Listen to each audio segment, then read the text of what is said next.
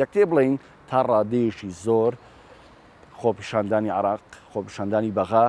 شارەکانی دیکە، خۆپیشاندانێکی تا ڕادەیەشی باش، خۆڕستکانە، نیشتیمانی، دەنگەکان دەنگی هەژار، میلەت دەنگی گەل بوون.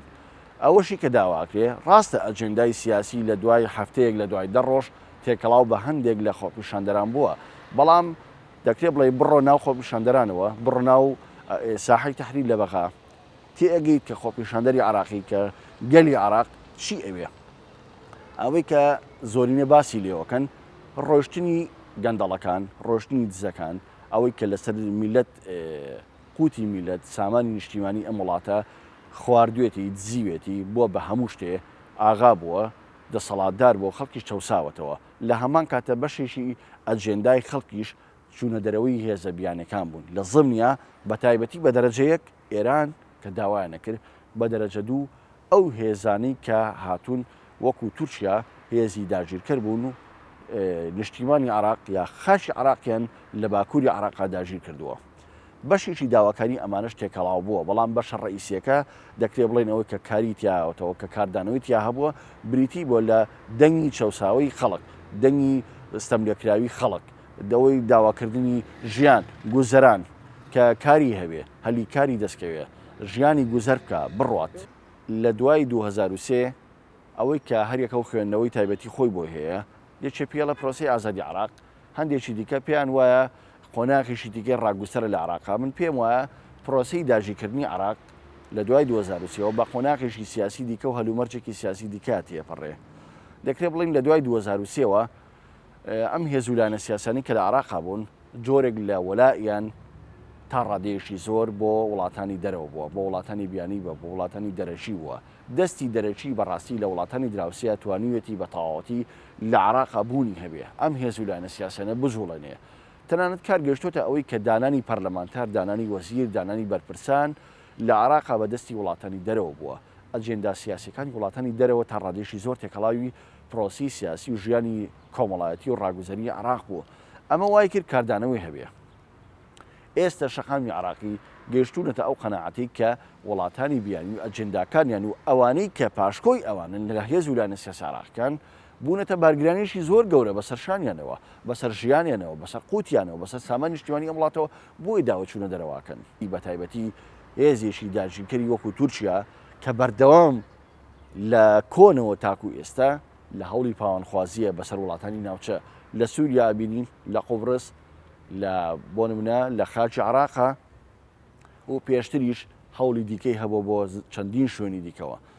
ئەکرێ بڵین ئەم هەوڵە پاوانخوازیانی تورکیا یاخود ئێران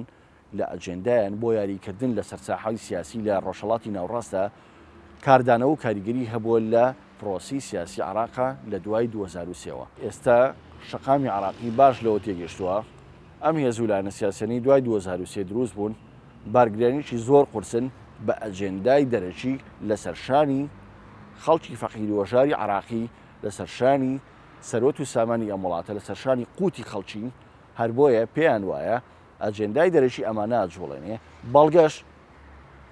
زۆربەی گروپ و میلیشا چەکدارە شیعەکانی عێراق دژی خۆپیشاندەران بوون، هەوڵیانەیە بەلاڕێیا بەرن داواکاریەکانیان، هەوڵیانەیە لە ڕێی هەند تێکەڵبوونیان بە هەندێ بابەت و بەرنامە و پرۆگرامی دیکە خۆپیشاندەران بەلاڕێیا برن یاخود نیشانشکێن قەناسەکانی بەغا. خۆمە زۆربەی دەرکەوتووە بە بەڵگەوە زۆربەی خۆپیشاندەرانی عێراقی باس دەواکەن و دەستگای هەڵگیری عێراقیش زۆر جار باسی لەوە کردووە. ئەمانە سەر بە گروپە چەکدارەکانی ئەوانەی کە ئەجێندای خارجیان لە عێراقا جێبەجێەکەن وەلایەن بۆ وڵاتانی دەرەکی هەیە و بەرنامەی ئەوان جێبەجێەکەن. ئەمە سەلماوە مەسافەی 5 ساڵ زیاتری شەبێ لە دوای کۆتایی هاتنی جەنگی داعشەوە هێزیشی زۆری بیانی هەر لە هێزی ئەوروپی هەر لە هێزی هاوپەیمانی نێودەوڵەتی دژی داعش بە سەرۆکاتی ئەمریکا و پاشان هێزیشی دیکەی وەکو میلیشا شیعەکان کە بە بەڵگەوە چەندین ئەفسەر و سەرباز و ڕاوێژکار و فەرماندەی وەکو ئێران یاخود بۆن وڵاتانی دیکە تێکەڵاوی بوون لە دەستگای هەواڵگری دیکە کە لە خاچی ئەم نیشتیمانەیە بوونی هەیە. بۆیە ئێستا چەند جارێکیش خۆپیشاندەر هاتوونەتە سەر شەقام ئەو داوایان کردو کە هێزی بیانی چیتر بڕاتە دەرەوانێ واتە ئەوان مەبەستیان ئەجێنداکەیە ئەو گروپ و میلیشا چەکداریانی کە نوێنەرایەتی ئەجێندای خارجیەکەن وەلایەن بۆ ئەجێندای دەرەشیەیە لەبەرەوەی عێراق لە دوای قۆناغێکی سیاسی نوێ لە دوای 2023ەوە سیادە و سەروەری نەماوە زۆر ئاسانە فڕۆکەی دنیا بەسەر ئەم وڵاتەوەیە بۆ نە چەندین فڕۆکە بە ئاسمانەوەی کەس نازانە فڕۆکی چێیە بۆ نە چەندین هێز لەسەر ئەرزە کەس نازانە هیچ چێیە چەندین ئەجێندا هەیە گروپ و میلیشیا هەیە سەر بە ئەجێندای دەرەچین وڵاتانی ناوچەند کەس نازانە هیچ چێیە یعنی ئەمە بەڕای من کاریگەرێکی کەوتە سەر ئەوەی کە عێراق وڵاتێکی تاڕادێک بەهێز نییە سیادە و سەروەری عێراق لە ئێستایا زۆر تەواو نییە کامل نییە حکوومەتێکی بەهێزی نیشتیمانی بوونی نییە کە بوونیشی هەبێ نایەڵن زعیفیەکەن ئەجێندای دەرەشی نایەڵێ هەر ئەمە شەوای کردووە کە ئەو بڕیارە نیشتیمانیە زۆر باشانەی کە لە پەرلەمانی عێراق یا حکوومەتی عێراق دەری کردووە بۆ دەرچوونی هێزە بیانەکان بە تایبەتی هێزێکی داگیرکەری وەکو تورکیا زۆر جار داوایان لە هێزی ئێرانی کردووە داوایان لە هێزەکانی ئەمریکا کردووە لە هێزی هاوپەیمانی نێودەوڵەتی لە دوای کۆتاییهاتی جەنگیدا ئەشکە بچنە دەرەوە بەڵام ئەم وڵاتە لەبەرەوەی سەروەریشی تەواوەتی و حکوومەتێکی نیشتیمانی بەهێزی نییە ناتوانێت ئەم بڕیارانە جێبەجێکە و لەو ئاستوپێگەیان نیە داوە لە وڵاتە زل هێزانە بکە وەرەقە سیاسەکانی بەرنە دەرەوە